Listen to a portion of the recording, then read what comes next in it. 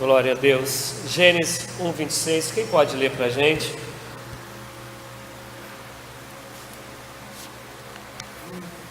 Gênesis 1:26. Também disse Deus: façamos o homem à nossa imagem, conforme a nossa semelhança. Tenha ele domínio sobre os peixes do mar, sobre as aves do céu, sobre os animais domésticos, sobre toda a terra e sobre todos os répteis que rastejam pela terra. Amém. Amados, assim, eu creio que poucas coisas do que eu vou falar hoje vai ser novidade no aspecto de não termos ainda ouvido, até porque já estamos na metade do mês e estamos desde a última quarta-feira de abril falando sobre família, falando às quartas, falando aos domingos à noite. E para quem lembra, no ano passado a gente também ficou um mês falando direto sobre família, mas em nenhum momento a gente falou sobre família nessa parte assim, nesse aspecto, nesse ambiente, melhor dizendo, de estudo, onde nós possamos interagir, onde nós podemos conversar um pouco, não seja só eu falando, não seja só depósito bancário, mas seja um compartilhar e um trocar de experiências e de ideias. E quando nós começamos aí essa leitura, que é no comecinho da Bíblia, a gente, como já tem ouvido aqui nas pregações, a gente vê que a família, ela é um projeto de Deus. A família não é um acaso, a família ela não veio por causa da explosão de um planeta, de um Big Bang qualquer. A família, ela nasce no coração do Senhor. E todos os outros tipos de relacionamento, quaisquer que sejam, esses tipos de relacionamento, eles vão acontecer por causa da família. E nesse versículo que a gente leu, está escrito assim: crescei-vos e multiplicai-vos e povoai toda a terra. Minha pergunta é: por que crescei-vos e multiplicai-vos e povoai toda a terra? Por que Deus falou isso? O que vocês acham? O que passa na cabeça de vocês? Por que Deus falou isso? Porque a gente trabalha muito esse versículo falando, deixará pai e mãe, iniciaram a sua mulher, os dois serão uma só carne. Mas aí ele fala: crescei-vos e multiplicai-vos e povoai toda a terra. Por quê?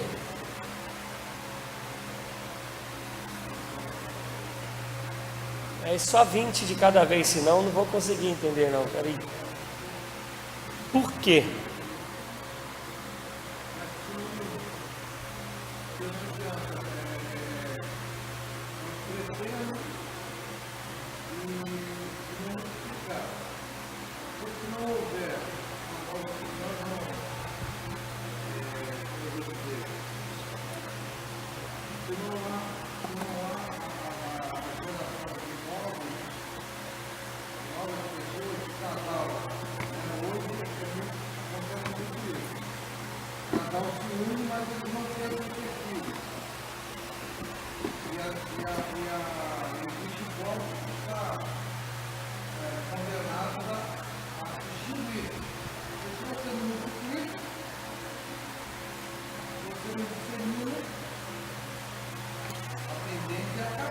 Completamente certo, mas é mais profundo do que isso.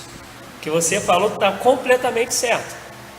É para que haja a continuidade. Agora, continuidade de quê? Só da raça humana? É só isso? Tu achas que a preocupação de Deus é só essa? Eu vou dar uma cola pegando uma frase do Papa João Paulo II. Ele disse lá no Concílio do Vaticano II, ele disse que a família, ela é um santuário divino, é um santuário de vida. Eu não quero prolongar, senão eu acabo respondendo, mas pega essa frase, ele fala que a família é um santuário de vida, é um santuário divino.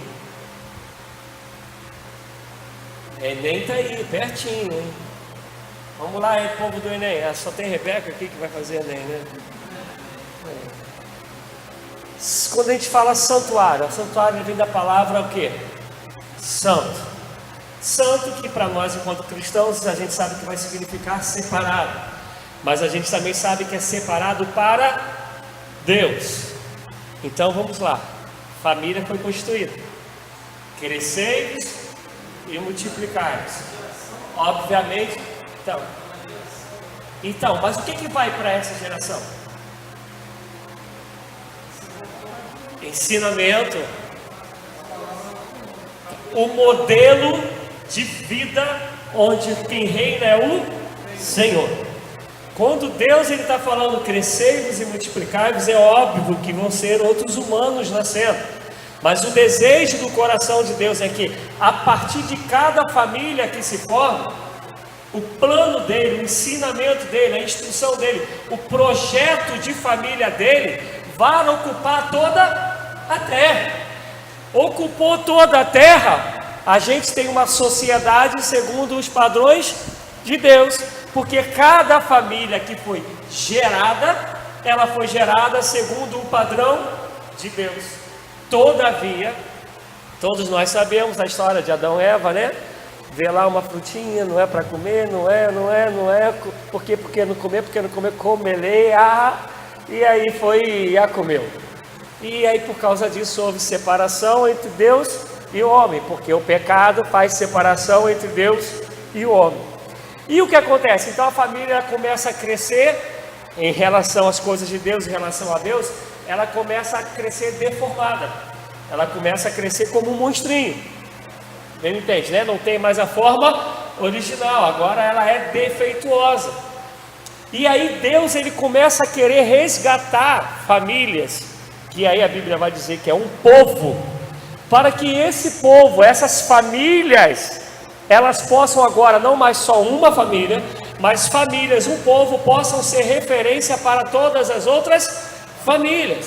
Então lá no Velho Testamento, quando Deus ele está separando um povo para ele, não é porque ele quer destruir os outros, é porque através desse povo os outros saibam que existe só um Deus e passem a viver segundo os padrões de Deus, que não só uma família, porque um povo ele é formado por famílias, mas que todas elas, cada uma, mas todas as famílias que formam o povo, voltem a ter o Senhor como Deus e viver segundo o padrão de Deus. E é por isso que muita gente não entende quando Deus fala assim: não se misture, não tome as mulheres de outros povos. Por quê? Porque ele queria separar um povo que tivesse todas as qualidades, características, virtudes, ensinamentos, instruções, santidade dele. E toda vez que o povo não obedecia e se misturava com mulheres de outros povos, começava a entrar o paganismo, a idolatria, a feitiçaria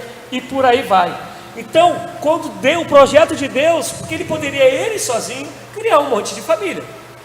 Ele é Deus, mas nunca foi por força e violência, é pelo Espírito e pelo livre arbítrio. E o desejo dele era: procrie, fecunde-se, encha esse povo segundo aquilo que eu tenho falado para vocês, deixado para vocês.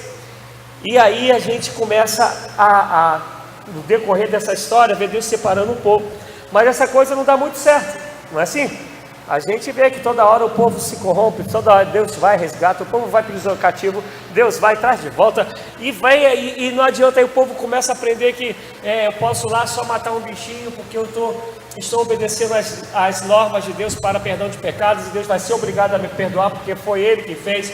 E aí vai chegar uma hora que Joel, lá no capítulo 3, vai dizer que não é para rasgar somente mais as vestes, é para rasgar o coração. Chega em Atos 2, Pedro profetiza essa parte aí sobre Joel, só que antes de Atos 2, Jesus vai falar assim: com a boca vocês me confessam, mas o coração de vocês está longe de mim. Eu não vejo mais agora só o exterior, eu vejo o coração.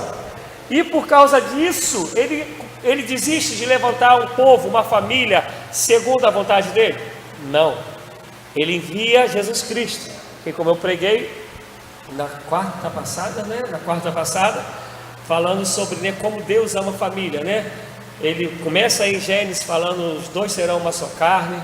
Jesus nasce numa família, filho de um homem e filho de uma mulher, de homem e mulher, segundo o coração de Deus, né? Que a Bíblia dá testemunho de José, dá testemunho de Maria. O primeiro milagre que Jesus faz é no casamento, transformar a água em vinho. E quando a gente vai ler Apocalipse, vai dizer que Jesus um dia voltará para buscar a sua noiva, o noivo vai buscar a noiva. Então, de ponta a ponta da Bíblia, está Deus falando que Ele ama a família, que família é propósito dele.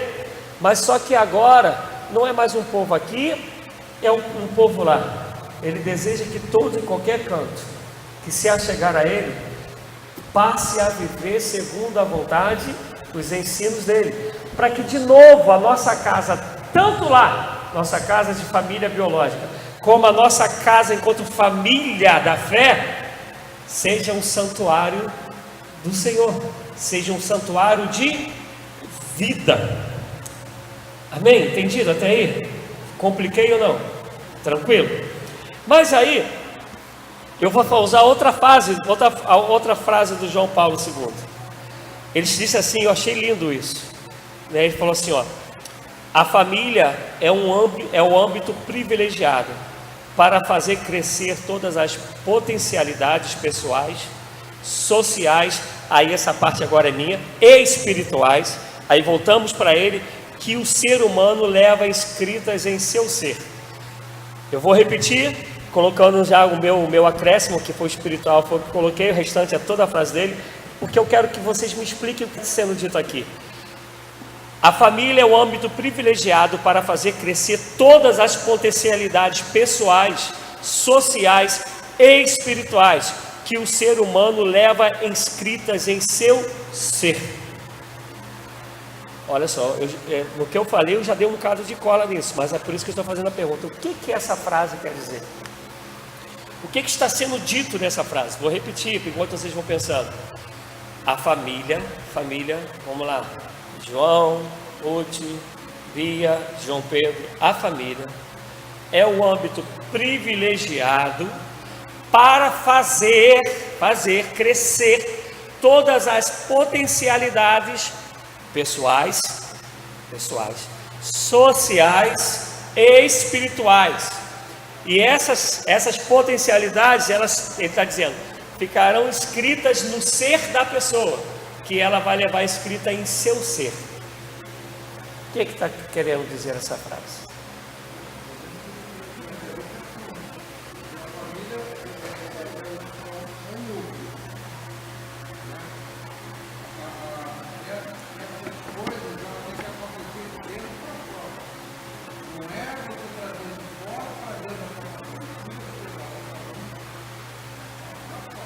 Eu vou melhorar isso. A escola, ela educa? A educação ela tem que ser em casa. E na escola ela tem que ser revelada. E pelo menos na minha época era assim, né? Ela era lapidada. Hoje não tem muito isso, né? Hoje se deixar a escola estraga, lamentavelmente. Mas o que ele está querendo dizer é exatamente isso. O lugar da correção, o lugar da gente melhorar a virtude, o dom, o talento do outro, é dentro de casa, é na família. Vou dar um exemplo. Qual é o lugar que a gente tem que aprender a perdoar? Qual é o primeiro lugar que a gente tem que aprender a perdoar? Na família. Em nenhum lugar vocês discutem tanto como na casa de vocês. Não tenho dúvida disso. Até porque normalmente a gente tem o mal. Os de fora a gente normalmente tem mais dedo para falar, né? Tem mais preocupação. Os de casa a gente normalmente fala o que dá na telha, erroneamente. Então, onde começa o perdão? Na família. Onde começa o amor? O amor de fato, de verdade. Porque, né, pelo menos tinha que ser assim, né? O casamento ele tem que existir por causa do amor. Não é, me perdoa a expressão, mas não é por causa do tesão, não é por causa do dinheiro, né? O casamento ele tem que existir por causa do amor. Então, o lugar que tem que ser potencializado, o amor, o perdão, na família. Quem cria um filho para ser ladrão? Levanta a mão. Quem cria o filho para ser um drogado? Quem cria o filho para poder ser um homossexual? Quem cria o filho para ter mau caráter? Ninguém. Então, onde que eu tenho que potencializar aquilo que livra meu filho, minha filha de todas essas coisas? Na família. Onde que eu tenho que fazer meus filhos ter os primeiros passos sobre quem é Jesus? É na igreja? Não, é na família.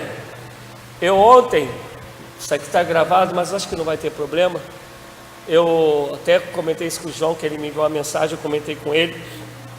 Eu tenho um casal, uma família, né, perto da minha casa, perto de onde eu moro. E essa família, ela está tendo uns problemas, vamos botar assim, espirituais, né, com o chefe da casa. E eles são cristãos, numa igreja metodista. E lá em casa, eu já preguei aqui falando isso algumas vezes, a gente tem costume de fazer o culto de família. E eu queria ter uma maneira de ajudar essa família. E aí eu falei assim, não falei com ninguém, nem a Alessandra sabia. A Alessandra só foi saber no dia que eu falei para a esposa. O homem da casa, ele trabalha viajando, e eu falei para ela, com a Alessandra do meu lado, eu falei assim, o dia que fulano estiver em casa, o dia que você achar melhor, mas o dia que ele estiver em casa, vamos fazer um culto de família? Eu vou com a minha família para ir, a gente invade aí e vamos fazer o culto. Caraca, a mulher só faltou soltar fogos. Mas eu preocupado com o que o pastor deles poderia achar, poderia dizer, né? Mas graças a Deus, ela disse que comentou com o pastor, ele levou na boa. Então ontem nós invadimos a casa deles ontem, né? E eu deixei de ir para o jogo do Botafogo. O irmão da Meire tinha conseguido os 4 ingressos para a gente. Eu deixei de ir para o jogo do Botafogo, que venceu o Fluminense de 2-1, inclusive. E deixei de ir para o jogo, a família toda, 0800, para poder estar lá nessa família, para poder, segundo a graça de Deus, abençoá-los. E foi um tempo bom, um tempo gostoso. E hoje pela manhã ele mandou um zap agradecendo pelos ensinamentos, pela palavra, para a gente poder ter entrado na casa dele. E dentro do que a gente conversava, eu falava para ele, olha só, o que teus filhos vão entender sobre marido, esposa, sobre pai, sobre mãe, sobre Jesus, é o que eles veem em vocês. Se eles não veem, eles não aprenderão. E quer dizer, a aprendizagem dele vai ser a ausência do pai, a ausência da mãe, a ausência do marido, a ausência da esposa e a ausência de um testemunho de Cristo dentro da própria casa. Porque são essas marcas que ele está falando, e é por isso que o Papa está dizendo que é o âmbito, é o lugar onde o negócio vai ficar cravado na tábua do coração. E é por isso, voltando, que falando das crianças, que Provérbios 22:6 vai dizer que a gente tem que ensinar as crianças no caminho, porque isso vai ficar gravado. Mas não é só a criança. Eu vou dar aí um exemplo aí de pegar aqui o Fábio e a Raquel. Eu não conheço, né, quase nada da vida deles, graças a Deus. Brincadeira. Mas assim, a hora que um está fraco e que o outro está forte, que esse outro forte vai incentivar, vai animar, vai testemunhar, vai arrastar aquele que está fraco. Agora, se o que está forte desiste de quem está fraco, os dois com certeza vão enfraquecer. Porque eu digo os dois, porque ainda que um se ache forte, mas não está ajudando o mais fraco, a família ela vai romper, ela vai quebrar. Porque as marcas elas têm que ficar dentro da casa, quer dizer, a partir, melhor dizendo, da família. A gente está hoje comemorando, né? Que a gente quase não vê ninguém falar sobre isso, né? Tirando um meio cristão, a gente quase não vê ninguém falando isso, né? Para vocês verem como a família está hoje tão esquecida, tão aos olhos da sociedade, tão obsoleta. Então, como que a gente vai crescer e multiplicar Cristo? À medida que a nossa família ela viva a referência dos ensinamentos de Cristo, né? A gente tem aqui uma jovem, a gente tem 2 adolescentes. Se eles não entenderem isso hoje, a probabilidade deles amanhã ou depois multiplicarem uma família deformada, uma família com anomalia em relação àquilo que a gente crê de Jesus, vai ser enorme. E se eles multiplicam isso, quanto mais se multiplica isso, mais doente fica a sociedade. mas fica esse caos, né? Hoje, antes de vir para cá, estava vendo um jornal, enquanto que esperava as crianças se arrumarem, né? Que eles chegam às 6 horas do colégio, e aí estava vendo o marido que numa discussão matou a esposa na cozinha, porque discutiram. O cara foi e matou. Porque a família, o amor, a misericórdia, se ela não for colocada nos nossos corações, dentro do lar, raramente a gente vai aprender isso do lado de fora. Pode até aprender, porque Deus sempre levanta alguém para poder nos ajudar, mas vai ser raro e vai ser muito mais difícil, porque uma coisa é dentro do nosso lar, o negócio já crescer com, outra coisa, depois já de uma certa idade, tem que ser reformulado, tudo isso. Eu costumo dizer que reconstruir é muito mais difícil do que construir, não é assim? Né? Você vai reconstruir, tem que jogar no chão, tem que tirar entulho, tem que saber se a viga, a coluna vai suportar o que você quer fazer, se onde você vai bater não vai acabar de rachar tudo. Quando você vai construir, não, você vai lá, faz o desenho, está tudo ainda limpinho, bonitinho, você vai fazendo tudo do jeito que você quer, com a cor que você quer, né? Não é assim? E agora reconstruir já é o trabalho, e dependendo do lugar, eu fico olhando lá o apartamento onde a gente mora, né? Ele já é velhinho e tem 2 pisos quebrados, e é a responsabilidade da construtora, a construtora que é a dona, e eles estão com dificuldade de achar o piso, né? Agora a última esperança é ir lá no cemitério dos azulejos para ver se consegue achar, para vocês verem a dificuldade que é reconstruir. Por isso a nossa família, que é a família que nasceu no coração de Deus, que é projeto de Deus, ela tem de fato que multiplicar, mas antes de tudo ela tem que ser esse santuário, esse ambiente onde Deus reina, onde nós respiramos Jesus, respiramos a palavra de Deus. Vocês concordam com isso? Vocês querem falar alguma coisa? Enquanto vocês decidem se querem falar, para endossar o que eu estou falando, 1 João 4,8. 1 João 4,8. Quem pode abrir?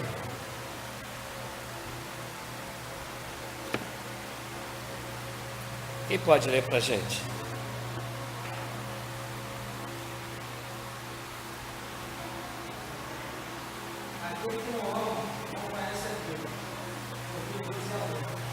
Estamos falando da família criada pelo Senhor, onde o que tem que reinar é o que a gente vai multiplicar. Se tem que reinar é o Senhor, como tem que ser essa família? Cheia de amor. Se a família é esse santuário de amor, o que eu vou multiplicar? Amor. Isso vocês já me ouviram dizer algumas vezes, né? A gente só pode dar o que a gente tem. Ninguém dá o que não tem. Então eu só consigo multiplicar amor se de fato a minha família, ela vive amor. Se minha família vive amor, a família que sai de mim vai viver amor, e aí as outras vão, amanhã ou depois, ainda que a sociedade hoje esteja corrompida, esse amor ele vai se infiltrando dentro dessa sociedade. E aí, eu vou trazer aí agora uma visão mesmo diretamente pastoral. Por que a gente tem tanta desunião dentro da igreja? Por que a gente vive com tantas invejas, com tantas birrinhas, com tantas meninices dentro da igreja? Porque é o que a gente traz de casa. Porque se tem amor, não vai ter inveja. Se tem amor, não vai ter um falando mal do outro, não vai ter ninguém querendo puxar o tapete de ninguém, não vai querer ninguém querer se achar melhor do que o outro. Não vai.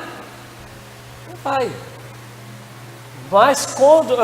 quem aí viu ontem as reportagens sobre a convocação da seleção? E eu, assim, em relação ao futebol, eu fui contra, né? Ter convocado o Renato Augusto. Eu não queria que o Renato Augusto fosse convocado. Eu não acho nem perto dos melhores que poderiam ter ido. Mas enfim, ele foi. E aí eu não lembro qual canal que eu estava vendo, que eu vi tanta coisa de futebol, eu só vou dormir nas madrugadas, né? E aí os caras contaram uma história que numa entrevista de Neymar com o Zico, E eles falando da Olimpíada aí, que o Brasil estava mal, né, jogando mal pra caramba, vindo de 2 empates, mas que mereciam até derrotas contra seleções insignificantes. E a Neymar foi contar uma história, falou que Renato Augusto botou uma pilha lá nele, mas assim, como para quebrar o clima. Aí quebrou o clima e falou para Neymar, falou, cara, a gente tem que se unir, cara, tu sabe da tua capacidade. Pô, não tá dando certo por um lado, passa a jogar do outro, vamos um ajudar o outro, vem buscar. E aí Neymar conta que ele estava muito mal mesmo, emocionalmente, psicologicamente, principalmente porque quem lembra aí na época, a imprensa estava arrebentando com ele. E aí ele falou que as coisas que o Renato Augusto disse para ele, mudou a cabeça dele, mudou a parte psicológica dele, mudou a maneira, foi quando Luan acabou entrando também na seleção, aí quem lembra, né? Gabriel Jesus, que não metia gol, começou a meter. Ele falou que tudo partiu de uma conversa que o Renato Augusto teve com ele. Coisa boba de futebol, né? Mas a gente só dá aquilo que a gente tem. O Renato Augusto, enquanto pessoa, enquanto caráter, né? Aquilo que ele tinha dentro dele, aquilo que, como ficou gravado no coração dele, foi marca para a vida dele, foi marca até para um campeonato de futebol. E, né, através disso, a gente acabou trazendo aí pela primeira vez a medalha de ouro numa Olimpíada. Porque o que a gente precisa é compreender isso. Tu pensas, Renato Augusto já com uma certa idade, Neymar, garotão, parecendo como sensação. Pô, imagina se Renato Augusto falasse assim, não, pô, esse cara aí quer aparecer mais do que eu, vai tirar, vai fazer eu ficar aí escondidinho, né? Ninguém vai me notar. Não, ele foi lá e falou assim, filho, deixa eu lapidar aquilo que você tem para esse negócio aí ficar melhor. Com certeza ele aprendeu isso em casa. Com certeza isso aí ficou marcado no coração dele, a ponto de que ele conseguiu levar isso para diante. Agora imagina se a gente fizesse isso dentro da igreja. Se a nossa família vivesse isso, consequentemente nós traríamos isso para dentro da nossa igreja. Amém, amados? Vocês querem falar alguma coisa aí? Dentro disso daí? Sim ou não? Fale agora ou fale daqui a pouco. Né? Não tenho cálice para sempre. Uma outra coisa que eu quero falar sobre família. Que séculos nós estamos? Fala aí, Letícia, para ouvir tua voz. Que século que nós estamos? 21. 21 é mais de 2000 anos, né? E na verdade a gente não era para estar em 2018, era para a gente estar em 2022 a 2023, né? Isso aí foi uma falha no calendário. Sim, é só você fazer a matemática lá de Jesus Cristo, depois eu te explico. Era para a gente estar em 2022 a 2023. Em esses anos todos, a criação de Deus ela não terminou. Consegue entender o que eu estou falando? Quantas coisas foram criadas e caíram por terra? Em mais de 2000 anos. Mas a família que nasceu no coração de Deus, ela por todas as idades do iluminismo, das trevas, idade do que a gente passou, e a família ela permanece até o dia chamado hoje. Isso aí a gente não tem como negar, tem? Estamos aqui e somos testemunhas disso. Mas tem uma coisa que eu quero chamar a atenção para vocês. Nunca, deixa eu abrir um parênteses antes de eu continuar essa frase de nunca. Na época, principalmente na época de Nero, Calígula, esses caras, o sexo, a nudez, era algo tão banal que, por exemplo, se o pessoal estivesse andando aqui na rua e tivesse com vontade de transar, eles paravam e transavam. E ninguém olhava de cara feia, ninguém achava nada demais.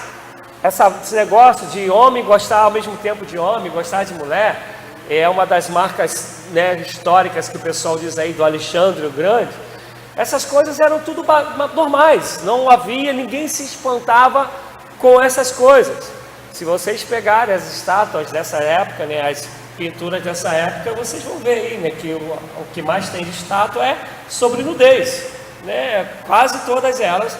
As pessoas ricas As pessoas ricas, as casas dela eram repletas de estátua de nudez, de casal se beijando, simbolizando que iam ter relações. Isso, quem tinha dinheiro, as casas eram assim.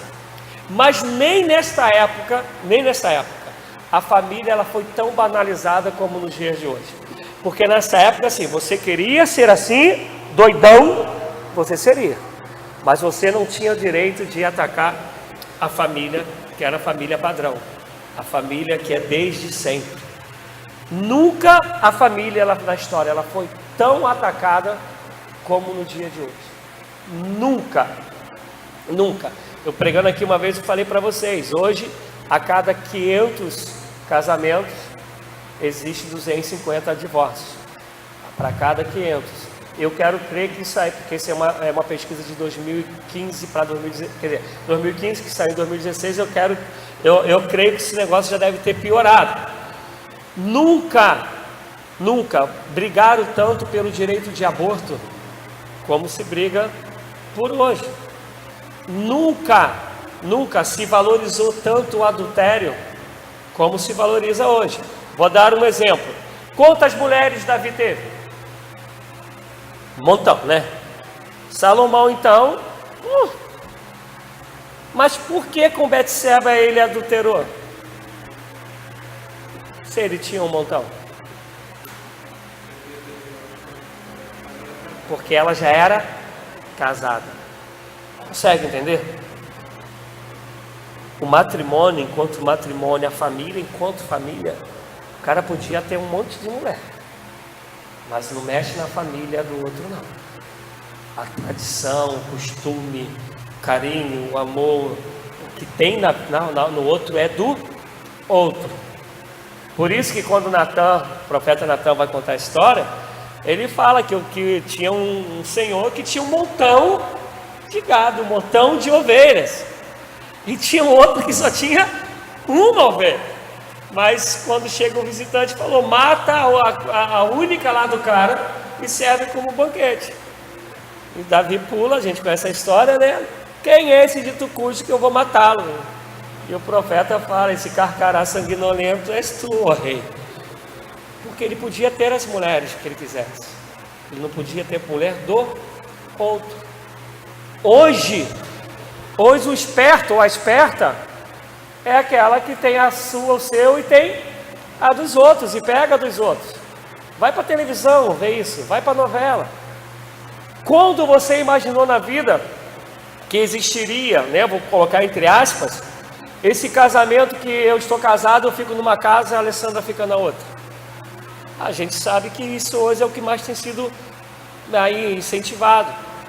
E aí a gente volta para Gênesis 1:26, e os dois serão uma só carne, deixará pai e mãe, uniciar a uma mulher e serão os dois uma só carne. Como um vai morar num lugar, outro vai morar no outro. Como vai se exercitar o amor? A Bíblia vai dizer assim, ó, não ponha-se o sol sobre a vossa ira. O que a Bíblia está dizendo? Antes de dormir, se perdoe, entre no acordo, não vá dormir com isso na cabeça, que isso só vai aumentando, isso vira uma bola de neve dentro da tua alma. Quando você for dormir é uma bola de gude, quando você vai acordar já é uma bola de basquete. Não faça isso. Mas como a gente vai fazer isso se um dorme aqui e outro está dormindo lá em Realengo? Não dá, e só vai crescer e multiplicar o rancor, a ira. Porque nunca na história a família foi tão atacada como hoje, como tal de ideologia de gênero. Eu acho, assim, até tirando a parte da Bíblia, vocês assim, acham que estão acostumados um pouquinho comigo, eu gosto de ler, eu gosto da língua portuguesa. Não existe ideologia de gênero. Gênero é homem e mulher. É gênero. Então quer dizer, gênero, homem e mulher. Não existe como ter uma ideologia que você forme outra. Não dá. Ou é homem, ou é mulher. Ou nasce com pinguelim, ou nasce com a rachadura. Não tem jeito. Não tem como ser de outra coisa. Não dá, né? Não dá para inventar gambiarra. Não tem esse negócio. Não dá. Então o pessoal discute algo que cientificamente, estou pegando a frase, né, a frase deles, ideologia de gênero, não tem como existir, já parte desse princípio. É como eu preguei naquele dia falando sobre a pós-modernidade, quando a pós-modernidade ela assume que tudo é relativo, mas quando ela assume que tudo é relativo, ela está fazendo da afirmação dela um absoluto. Então, como tudo vai ser relativo se ela crê em um absoluto? É uma contradição, não tem como esse negócio. A Rebeca está falando que as pessoas não estudam, não, mas é que eles pregam, eles dizem com tanta veemência, é o que eu acho que falta no cristão. O pessoal que quer pregar, quer ensinar a mentira, o pessoal que quer ir contra a família, ou mesmo a nossa fé, você pode reparar com a veemência que eles dizem isso, né? Eu comentava esses dias, quando que você viu tanta agressividade à nossa fé, como no desfile, agressividade não no sentido de físico não, eu estou falando na parte psicológica, social, como a gente vê nas paradas gay. Quem lembra aí, né, de uma cena de um gay, ele pegando o crucifixo e colocando no ânus. Um outro gay, né, falando que estava na cruz e que Jesus era assim. Nunca as afrontas elas foram tão grandes dessa maneira. Nunca, vou repetir, a defesa do aborto ela foi tão forte como é no dia de hoje. Então, assim, tudo que eles podem fazer para tentar agredir a família, desestruturar a família, eles têm feito. E a minha pergunta é principalmente para os mais velhos: por que eles têm feito e isso tem ganhado força? Por quê? Quando eu digo eles, eu estou falando da sociedade, da mídia, eu estou falando do que vem de fora para dentro da gente, da nossa casa. Por que eles têm feito isso? Porque o trabalho de casa não está sendo feito. Nós pais abrimos mão de ser pais. As mães abriram mão de ser mães. Os avós de hoje, eu não vou falar da antiga porque eu não sei muito, porque minha avó não era muito assim, mas os avós de hoje, eles são os que mais alimentam o erro do que corrigem do erro. Vocês podem, creio que eu falo, isso aí a maioria eu falo sem medo de errar. Os maridos e as esposas deixaram de se amar de verdade e passaram apenas um para tirar prazer do outro, quer dizer, tirar não, nem é ter, para aproveitar da sensação de prazer que o outro lhe oferece, quer seja esse prazer sexual, quer seja da companhia, quer seja do dinheiro que traz para casa, da comida que encontra prontinho. Quer ver? Ninguém me responde aqui, precisa responder aqui não. Mas como é difícil hoje a gente encontrar isso. Eu vou falar como pastor e como quem tem irmãos e irmãs. A gente vê o marido beijar, claro, né? Um beijo respeitoso, beijar a esposa na frente ou o marido na frente dos filhos, falar que ama na frente dos filhos. A Rebeca e o Tiago, né? Toda vez que eu e a Alessandra, na frente dele, está se abraçando, se beijando, ela. E como é que você fala? Para de graça, né? A gente perdeu isso. Se a gente perde isso, os nossos filhos não vão ter ideia de amor entre marido e mulher. Por favor, entendam, não estou falando de indecência não, estou falando de carinho. Eu estou falando de zelo, eu estou falando de valorização do outro, de demonstração de amor para com o outro. Nós perdemos isso. Por que perdemos isso? Os nossos filhos vão saindo da linha. Vou voltar a dizer o que eu falo sempre aqui: culto no lar. Perdemos isso. Chamamos os filhos para jogar, nada contra, tá? Eu sei que não estou aqui falando para nenenzinho. Chamamos os filhos para jogar o play, jogar um futebol, um ping-pong, que seja. Chamamos para poder arrumar a casa. Chamamos para poder aprender a fazer uma comida, para ver um futebol. Chamamos para ver uma novela. Chamamos para tudo. Mas raramente falamos: filhos, vamos sentar aqui e vamos fazer um culto. Vamos cultuar a Deus entre família e pegar as coisas básicas mesmo, as básicas no sentido de não ser assim, o descobrir a roda, básica no sentido de que são simples, mas são alicerce da fé. Vamos falar sobre essas coisas em casa. E aí a gente não faz, a mídia vem como tem vindo, e aí essa realidade que a gente está vivendo de ataque à família, quando chega não encontra na família uma, aí vamos lá para os militares. Se eu vou atacar o Leomar, eu tenho que encontrar em Leomar, ele é contra mim ou contra ele? Se eu vou atacá-lo, eu tenho que encontrar nele uma resistência. Se não tiver resistência, vamos invadir, ele vai perder. O grande problema é que as nossas famílias estão perdendo porque não existe mais uma resistência. Não foram levantados muros, alicerces espirituais, alicerces de amor, de perdão, de graça, de uma fé de fato em Cristo Jesus. Essas coisas não foram levantadas. Por favor, quando eu falo não foram, é claro que existem as exceções, mas eu estou falando dentro do contexto que a gente está vivendo. Eu vou fazer 17 anos de pastoreio agora em julho. Eu falo assim, quando eu cheguei aqui, né, hoje não tanto, mas era tanta notícia que traziam para mim de divórcio aqui na igreja. Gente, eu nunca tinha vivido assim, de chegar no lugar, com tão pouco tempo, e descobrir tanto de divórcio. Não estou aqui condenando nada nem ninguém, porque eu não sei as histórias. Mas eu estou falando, vocês mal chegar na igreja e serem apontando os casos de divórcio assim, eu falei, Jesus, o que está acontecendo? Porque a gente perdeu. Quem aí já viu um postzinho aí, o pessoal que viu na internet? Há um tempo que eu não vejo mais, mas eu já falei sobre ele aqui pregando, de um casal bem velhinho, de mãos dadas, mas bem idosos mesmo, e aí o pessoal pergunta assim, como vocês conseguem estar casados até hoje? E aí a resposta é, porque eu sou da época que a gente consertava as coisas e não que jogava fora. Já viu, Raquel? Nós somos dessa época, que não temos mais alicerce. A família não é esse projeto de Deus mais, não é o santuário do Senhor, não é o âmbito onde as coisas vão sendo encucadas. Lembra do Velho Testamento, encucar as crianças? Não tem sido mais assim.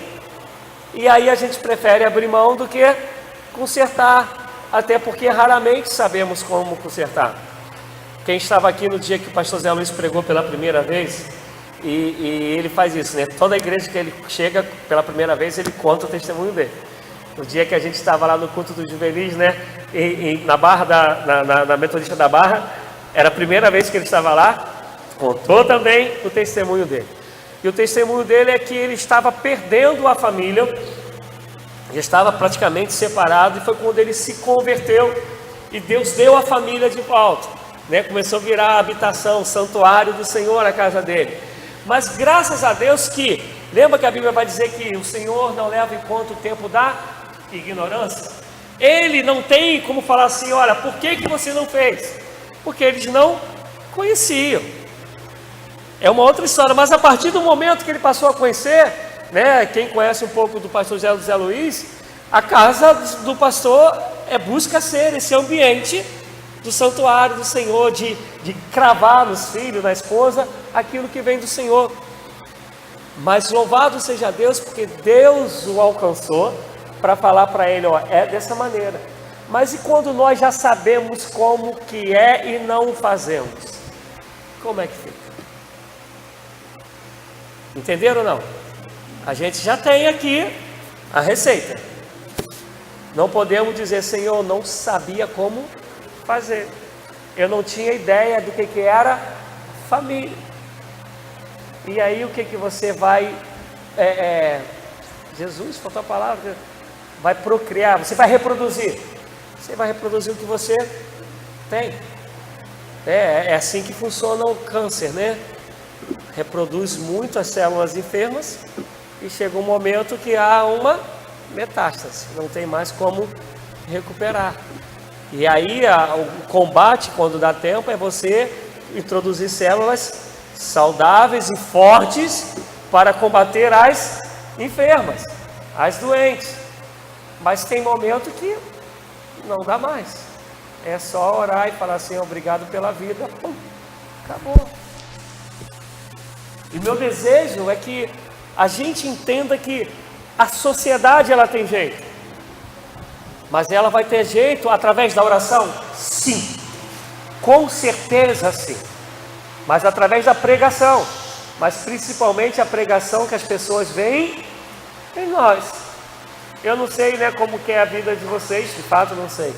Mas o que adianta, né, cada um que está aqui ser uma bênção aqui na igreja.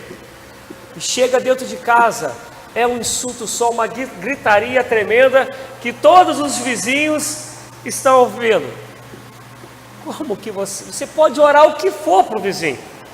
Deus pode até resgatá-lo, mas com certeza não é por tua causa, vai ser por minha causa, porque se a gente só está sendo pedra de tropeço, porque a gente só está escandalizando.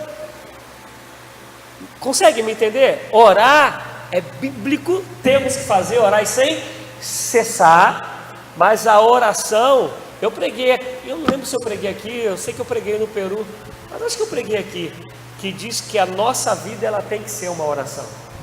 Eu preguei isso aqui? A nossa vida, como que é a vida ser uma oração?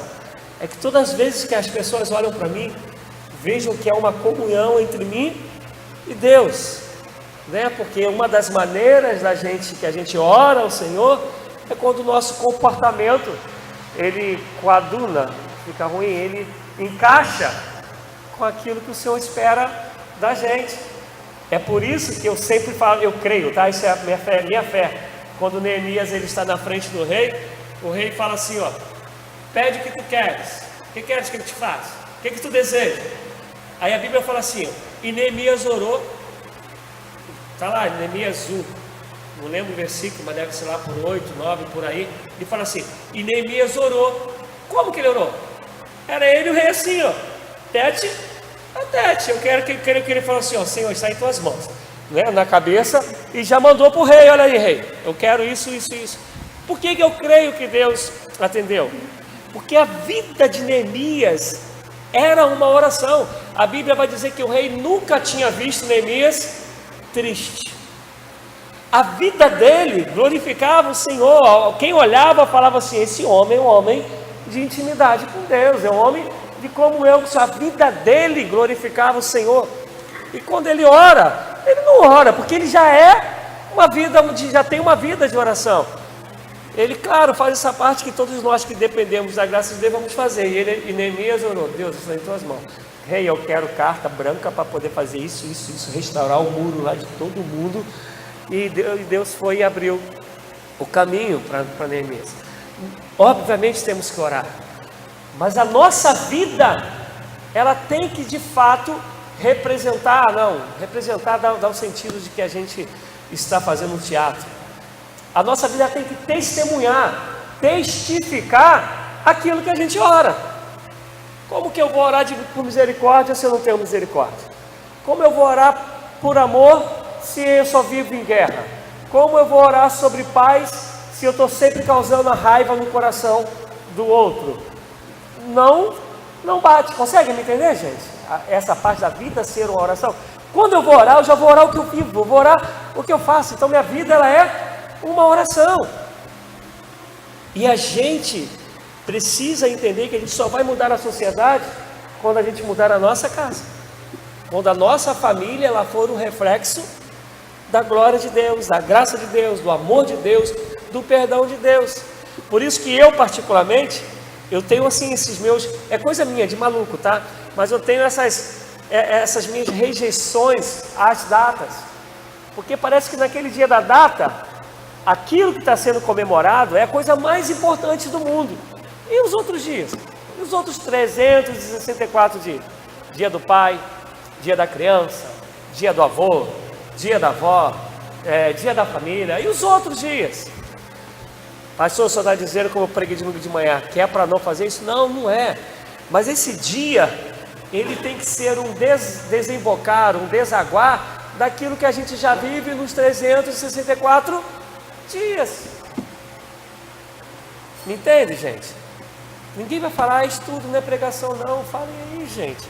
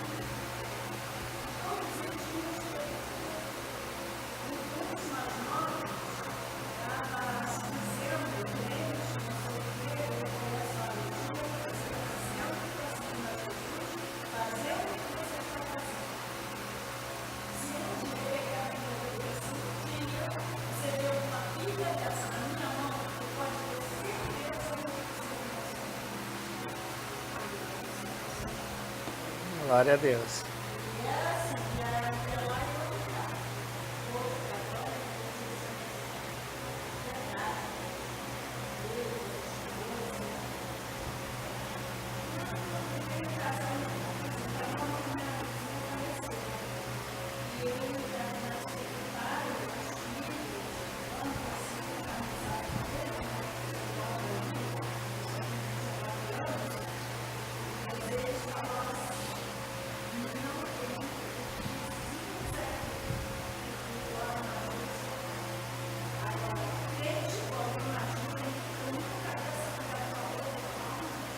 Glória a Deus.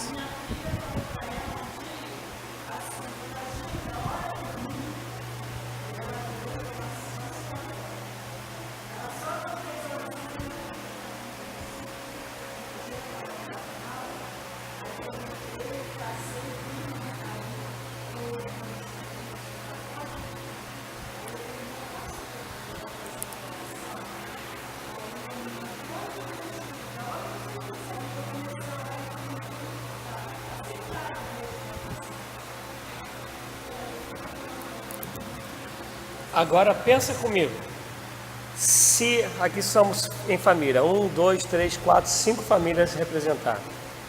Se na casa do Leomar, com os filhos e netos, a gente viver isso, na casa do Fábio, da Gilda, cada um. Quando a gente chegar aqui enquanto família em Cristo, cara, como é que vai ser a igreja? Vai ser o lugar mais gostoso do mundo, cara. Vai ser o lugar da glória de Deus, assim, ter prazer e facilidade de se manifestar. Porque se a gente for lembrar, né, a Bíblia vai dizer que Jesus deixou de fazer mais sinais e maravilhas por causa da incredulidade do povo.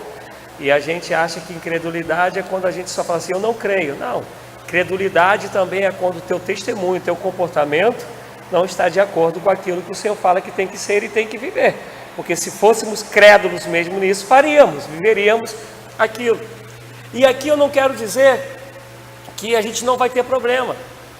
Porque se a gente pegar a Bíblia toda, a primeira família teve problema? Caim e Abel. A gente vai chegar lá e vou dar um saltozinho, né? Família de Abraão teve problema? Agar, né? Sara, Ismael, Isaac, a gente sabe dessas coisas todas. Vou dar mais um pulinho. Isaac teve problema com seus filhos? A gente sabe que teve. Davi, meu Deus, a família de Davi foi só Deus mesmo na causa. Que é uma família complicada esse negócio. E aí a gente vai ver que a Bíblia ela não esconde que as famílias terão problemas. Mas ao mesmo tempo que ela não esconde que a família é um lugar de problema, ela também não esconde que quando na família nos voltamos para o Senhor, Ele restaura e faz dessa família um exemplo. A gente vai ver o tempo todo assim, a família ela vai condenar o que fez Caim, mas ela fala bem de Abel, ela mostra o que por causa do erro, o que Caim teria que passar, e mostra qual é o propósito de Deus na vida, e vê que a fidelidade de Deus, que os descendentes de Caim estão até hoje aí fazendo guerra, que a Bíblia falou que os descendentes de Caim, os descendentes de Abel nunca teriam paz, e o pessoal não entende direito a guerra aí que está acontecendo, né, dos palestinos e o povo de Israel. Essa é uma descendência de Isaac e a outra é a descendência de Ismael. Mas a gente vai ver que sempre quando há a família se volta para Deus, Deus vem e derrama bênçãos. E não só família, se a gente for ler Jeremias e principalmente Jeremias e Isaías, a gente vai ver que todas as vezes que o povo se voltou para o Senhor foi e os abençoou. E há uma passagem que eu não lembro agora de cabeça, que em Isaías, que Deus chega a chamar o povo de filhos. Quando ele fala assim, quando o povo se volta para ele e fala, meus filhos, eu vos visitarei até a 4ª geração. E Deus vai falando das promessas dele. O que ele fala de filho? Ele está falando assim, que agora é minha família. Se voltou para mim, é minha família. Andou em pecado, está perdido. Não é mais a minha família. E eu não estou querendo dizer que não vai ter problema, a Bíblia nunca fala isso, mas ela fala que em meio aos problemas, se nos voltamos para Ele, Ele usa a nossa família como testemunho, com poder e glória dele.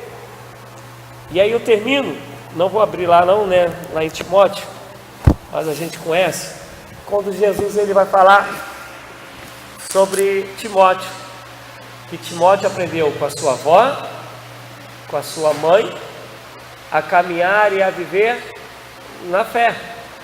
Lembram disso? 1 Timóteo 4, é isso? É que eu não separei aqui. Eu vou achar que aprendi rapidinho.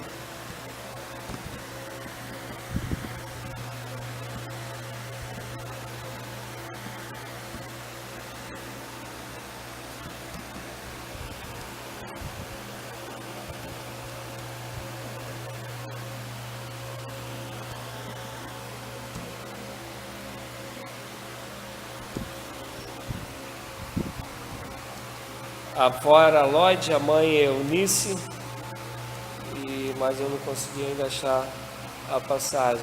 Se alguém achou, por favor. 2 Timóteo 1,5. 2 Timóteo 1,5, que fala da fé não fingida. A gente está aí falando sobre 3 gerações, correto? 2 Timóteo 1,5. 3 gerações. A avó Lloyd, a mãe Eunice e Timóteo. Tu achas que a família dele essas 3 gerações, elas tiveram problemas entre família? Na família? Com certeza. Talvez a mãe tenha dito lá para Timóteo, né, vai buscar o pão, ele não foi, ficou jogando bola. Talvez um irmão brigou com outro. Com certeza, se a família teve problema.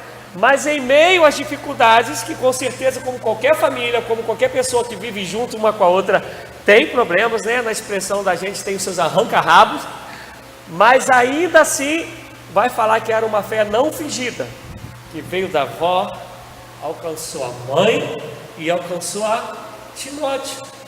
E aí eu pergunto a você, lembra que a gente começou em Gênesis? 1:28 vai falar de crescer, multiplicar e povoar toda a terra, lembra? Então o que está escrito? Primeira geração produziu, procriou, reproduziu a segunda geração. A segunda geração já reproduziu, procriou a terceira geração. O que tinha na primeira, tinha na segunda, e o que tinha na segunda, tinha na terceira. A história não conta assim, pelo menos eu não sei, eu nunca estudei isso. Se Timóteo casou, teve filhos, ou não, se ele foi martirizado, eu confesso que eu não sei. Mas a gente vai ver que com problema ou sem problema, se a casa ela vira um santuário do Senhor, se vive segundo a vontade de Deus, se a família ela faz o papel que depende do Senhor, vive segundo a vontade de Deus, amados, a gente vai mudar a sociedade. Vamos ter um lar abençoado, mas vamos também ser instrumentos de Deus para abençoar outros lares, porque é bíblico, é projeto de Deus. Então não vamos só comemorar o dia da família, porque hoje é o dia, mas vamos comemorar todos os dias, vivendo, buscando viver uma família onde o Senhor reina, segundo a vontade dEle, porque o primeiro beneficiado disso tudo somos nós. Uma família com amor, uma família com paz, uma família com perdão, uma família com respeito, uma família com compaixão, uma família onde um pensa no bem-estar do outro. Caramba, quem é o privilegiado disso? A gente. E consequentemente os outros, quando a gente chegar para o vizinho, para quem dizer, posso orar por você? Caraca, não tem como a gente falar assim, não, o testemunho de vocês é meio esquisito. A primeira coisa que eles vão falar, como posso orar?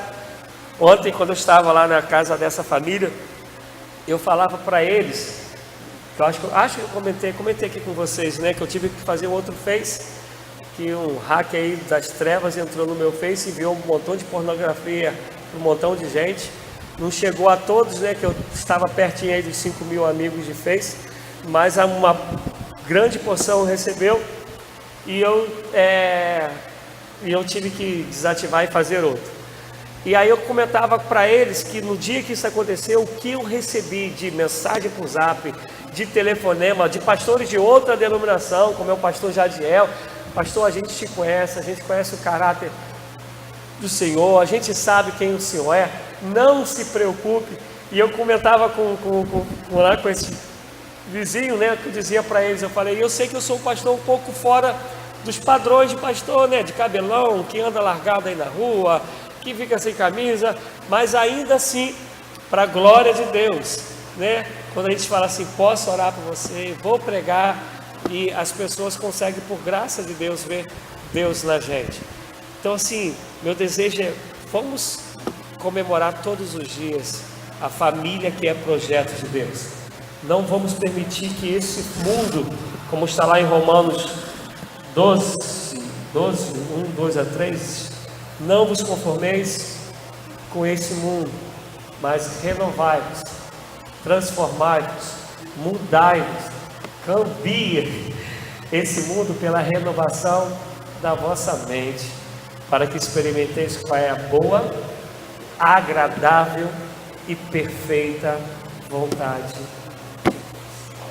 Amém? Vocês querem falar? Se não quiserem falar, perguntar, a gente vai estar encerrando. Eu faço lembrar que na terça-feira que vem a gente não estará aqui, mas eu fiz um pedido, né? Não